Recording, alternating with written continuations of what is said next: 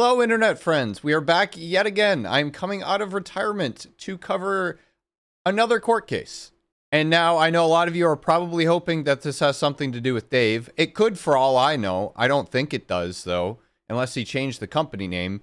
I wasn't planning on covering anything involving like legal drama anymore, just because of like the Aim Junkies versus Bungie thing felt like the pinnacle crown jewel of all the lawsuits going on. But I keep seeing what feels like every other week, another lawsuit being filed against another cheat company. Now, it seems to me that somebody else at another company must have been a big fan of Dave or got really jealous of all Dave's super extra clout that he got from this whole court case, even though he caught the fattest L imaginable. Because in these legal documents, I don't think there could have been anything more savagely stupid that could have been said in a courtroom. So in true Bungie fashion, they are yet again suing another cheat company called Lavi Cheats, who is distributing cheats for Destiny 2, which is pretty usual, nothing too out of the ordinary there. I feel like these cheat distributors got off the hook a lot easier than a lot of the previous ones did. It says in the court documents that they had distributed 2,790 cheat softwares, so I'm assuming that's 2,790 people that downloaded them, and they're only charging $2,000 in damages for each of those cheats downloaded.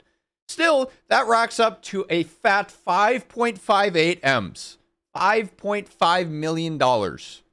And on top of that, they had to pay all the attorney's fees and whatever garbage legal fees that go on in the courtroom, which racked up to a grand total of $6.7 million. And the even crazier part is that the court documents say the award undoubtedly would have been significantly larger as it is likely that the number of sales/downloads of the cheat software that Bungie has been able to discover through its own investigation is substantially under-inclusive, meaning they didn't count every single download. And here comes my favorite part of this entire thing, which is the reason that compelled me to make this video.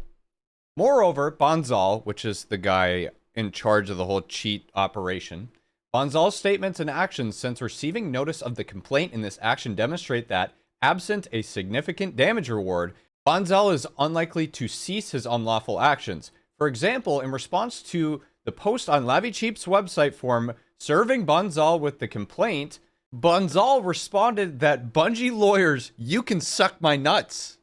And then after being served, Bonzal purported to stop selling the cheat software for Destiny 2 on the Lavi Cheats website, but then recommended his customers purchase those cheats from the Cobra Cheats website. It's just a never-ending saga at this point. Genuinely, that might be the most goofy/savage move I have ever seen in a court of law. But do you want to know what's even more of a savage move?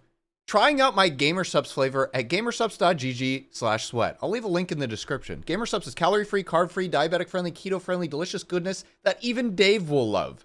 Now, the thing is, that isn't the only court case that I haven't covered. I skipped this other one because I didn't really think it was enough of news to make a video. But now looking back on it, this is kind of crazy. So back in January, there were new court filings by Bungie in a lawsuit that claimed that the Wallhacks cheat software logged data from users' computers and browser tabs, including medical information of active duty military or Department of Defense personnel. And something that they cite very specifically within this document and is very interesting, there's a document in the browser that was filed under a child's last name and then their first name, Algebra 1, Grade 9, Period 8, MHS. So it was some sort of child's homework.